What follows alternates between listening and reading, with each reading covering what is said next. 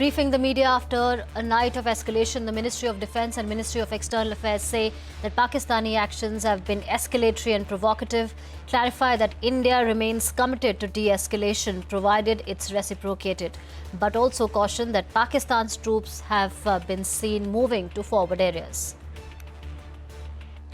Loitering munitions, fighter aircraft and drones were used to target 26 Indian civilian and military locations last night. High-speed missiles were also launched at bases in Punjab. These attacks were neutralized and Indian Air Force bases remain safe and operational. India carries out retaliatory action following an escalation in border tensions. Air Force launched precision weapons used to target and air radars and 8 Pakistani bases, including those in Sialkot, Rahim Yar Khan and Chaklala. Fake news regarding Indian military infrastructure being destroyed is debunked. Claims of Air Force Station Sirsa and Suratgarh being destroyed are absolutely fake. Claims of an S-400 system being destroyed are also fake, while Pakistan's claims of Indian missiles hitting Afghanistan were termed ludicrous. As many as 32 airports across the northern and western parts of India are closed for civilian flights till the 15th of May. Airports include Jammu, Srinagar, Leh, Amritsar, Chandigarh and Dharamshala, amongst others. Hello and welcome to our continuous coverage on the escalating border tensions between India and Pakistan. Let's get to the top 5 highlights that we know so far, the top 5 developments you need to know. It is fact-checked and verified. 32 airports across northern and western parts of the country, including Srinagar and Amritsar, have been closed for civilian flight operations till May 15th. The airports include Adampur, Ambala, Amritsar, Avantipur, Bhatinda, Bhuj, Bikaner, Chandigarh, Halwara, Hindon and Jammu. Other airports are Jaisalmer, Jamnagar, Jodhpur, Kandla, Kangra, Keshod, Kishangarh, Kullu Manali and Leh. According to the DGCA, Ludhiana, Mundra, Nalia, Pathankot, Patiala, Porbandar, Rajkot, Sarsawa, Shimla, Srinagar and Urtalam are also there. The next highlight. India's Defence Ministry said that Pakistan continued its hostilities on 10th of May 2025 by targeting places of worship like the famous Shambhu Temple and residential areas in Jammu. Multiple armed drones have been sent through the night, endangering civilians and religious sites. The third highlight. Amid rising Pakistani shelling, a senior government official died in Rajouri, while 2 office staff members were critically injured. On May 10th, Rajkumar Thapa, the additional Deputy Commissioner of Rajouri, and his 2 staff members were seriously injured when an artillery shell hit his residence. Jammu and Kashmir Chief Minister Omar Abdullah condoled his death. Highlight number 4. Now, Omar Abdullah and other leaders like Raghav Chadha and Priyanka Chaturvedi said that the approval of $1 billion loan to Pakistan by the International Monetary Fund was essentially a reimbursement for the weapons it was using to devastate several areas in the Union Territory. Remember, last night the IMF board reviewed and granted another bailout to Pakistan amid condemnation by India. India abstained from the vote. And the 5th important development that we are tracking is the global reaction that is coming. US, China, G7, Panama and Saudi Arabia all have urged India and Pakistan to exercise restraint. US Secretary of State Marco Rubio spoke to External Affairs Minister S. Jaishankar, and as far as Pakistan is concerned, then Rubio also spoke to Pakistan's Army Chief and Foreign Minister and urged both parties to de-escalate. China also urged both India and Pakistan to exercise calm and restraint. Panama, interestingly, which is an elected member of the United Nations Security Council, has urged both parties to prioritize dialogue. Likewise, China has also urged both parties to arrive at a political settlement. Another interesting development is that Saudi Arabia's foreign minister visited both India and Pakistan on the 8th and 9th of May and met the stakeholders there and urged both parties to opt for peace and come to the negotiating table or the dialogues table. So this is the latest that we are getting for you as far as the top 5 developments are concerned. Tejinder Singh is joining us from Baramulla. Tejinder, what is the latest that you can share with us as far as the situation on ground is concerned?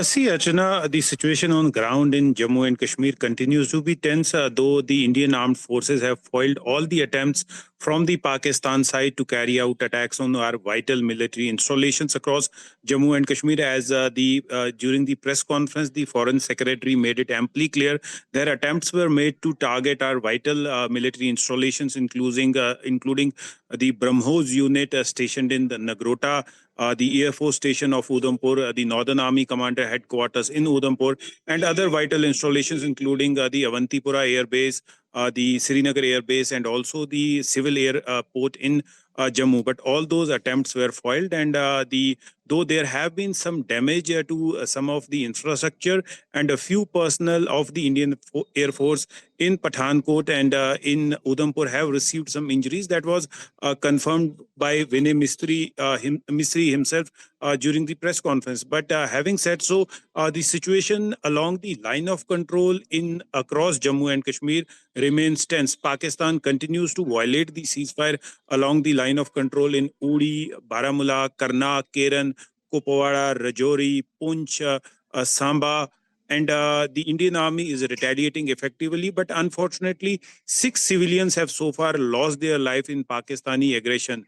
The Indian army maintains that they have decimated several Pakistani positions in the retaliatory action which the Indian army carried out along the line of control. But the Pakistan army continues to target the civilian population. If you remember, just 2 days ago when the Operation Sindoor was carried out, the next morning Pakistan army resorted to unprovoked cross-border shelling in several areas. In Poonch, where Pakistan army resorted to ceasefire violation, 17 innocent civilians, including children, women, they were killed. A Gurdwara, as you rightly pointed out, was targeted. A Christian house was targeted. Pakistan has been deliberately targeting the religious places of minorities in Jammu and Kashmir, especially if you remember, we reported just the other day that an ancient temple in Uri was also targeted. Today morning, Pakistani missiles also targeted the Ab Shambhu temple, which is in Jammu. Several residential houses in Rihadi, Janipur area of Jammu were targeted. Several drones that were fired from the Pakistan side that had their intended targets toward the civilian population as well as the vital military installations have been shot down by our air defense mechanism. Just a few moments ago, a drone that was hovering over the old airfield of Srinagar was also shot down. Several drones were also shot down from near the Pathankot Air Base. So there has been action which is going on across the entire union territory of Jammu and Kashmir and the adjoining state of Punjab. But our security forces, they are capable to ensure that any threat that emanates from the Pakistan side is neutralized all across the union territory of Jammu and Kashmir. Though the people in Jammu and Kashmir, they are scared right now, especially those living along the line of control. But the people we have been speaking to, they say that they stand shoulder to shoulder with our armed forces, and they want that Pakistan should be taught a lesson once for all, so that this cross-border aggression from the enemy territory stops forever. Yes. Right. Thank you, Tejinder, for that update. Let's also tell our viewers about an important meeting that's taking place between the service chiefs, Prime Minister and senior national security officials, which is underway. Arun Dhanta joins us now from outside Prime Minister's residence. Arun, thank you for joining us. This comes in the wake of the press briefing that happened where the government, where the Foreign Secretary said that Pakistani troops are mobilizing on border. All right, what we'll do is we'll try and establish that connection with the reporter in a bit. But that is the latest that we are getting for you. A lot of meetings are taking place because it was a long and a difficult night. But the latest that we are getting for you is an important meeting between the service chiefs, Prime Minister and senior national security officials is underway. We will get you the latest on that. But another important aspect that we are covering on our continuous coverage is debunking the falsehoods and misinformation that is doing the rounds on social media, and we are making an effort to debunk it every bulletin in as many ways as possible. So we'll try and get an update on that. But for now, the big headline that we are tracking as far as India's counter operations is concerned, that India has clarified in as many words that all air bases are safe, as opposed to what Pakistan is claiming.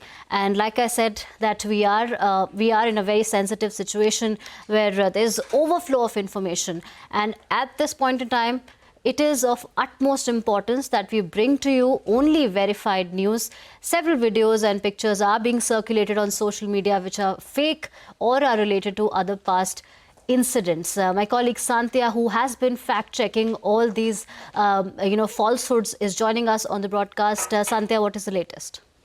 Ashraf, Pakistan is waging a full-blown misinformation war against India, as its military provocations on the ground and in the air as well are firmly countered by India. Pakistan has turned to digital propaganda, flooding social media with lies, morphed visuals and fake narratives aimed at creating panic and confusion. From old unrelated videos to doctored images and fabricated advisories, Pakistan's fake news factory appears to be working overtime in a desperate attempt to shift the narrative. But India isn't just defending its borders, we are defending the truth. In real time, India is dismantling every single fake claim with hard evidence, official clarifications and undeniable proof. With time-stamped images and authoritative briefings, the Indian government has exposed Pakistan's string of falsehoods and untrue claims that it has attacked and destroyed Indian defense establishments like the Bhatinda airfield, Dehragiri artillery, and even strategic assets like the BrahMos base and the S-400 system. Each of these lies has been thoroughly busted with visuals and facts that leave no room for doubt. Here's a list of key fake claims and the truth behind them. First fake claim is that Indian forces have fired a missile towards Amritsar Sahib. Indian government has stated that the claim is completely false. No such incident has occurred. Second fake claim is that Bhatinda airfield has been destroyed by Pakistan. Indian government's PIB fact-check unit has clarified that the claim is fake. The Bhatinda airfield is fully operational with no damage whatsoever.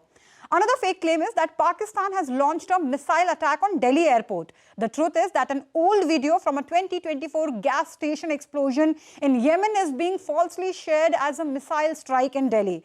It has no connection to India or the current situation.